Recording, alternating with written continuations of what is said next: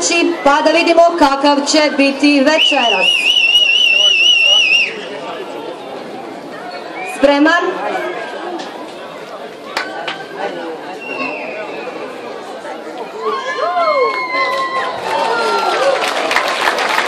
Bravo Denise! 1963. godine skakao je sa Mostarskog mosta i bio je 7. mjesto. Spreman?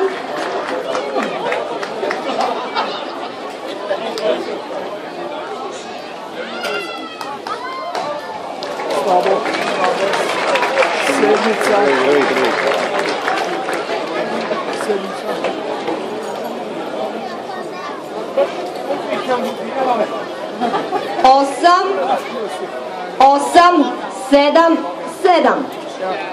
To su ocjene za Senada za prvi skok.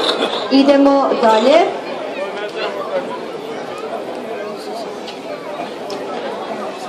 Treći takmičar je Sabahudin Aganović iz Sanskog mosta, rođen 24.11.71.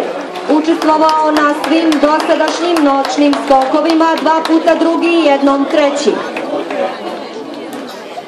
Spreman?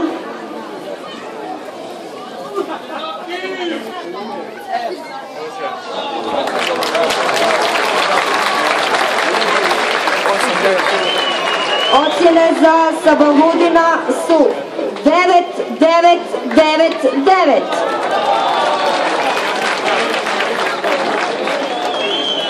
Broj 4 je Amar Idrizović, rođen 1.10.1988. u Bosanskoj Dubici.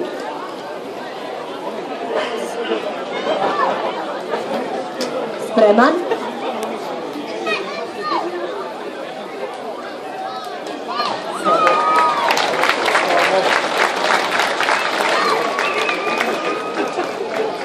Čekamo i ocjene za 8.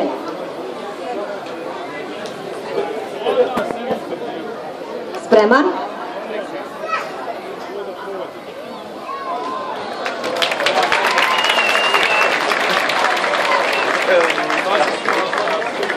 Ocjene su 8.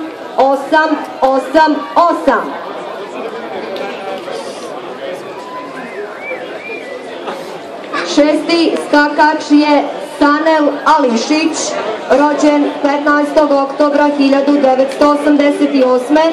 2 puta pobjednik, 2 puta drugi i 3 puta treće mjesto.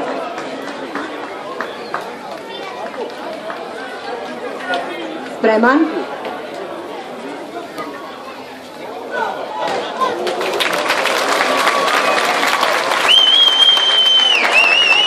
Ocjene za Sanela su 10.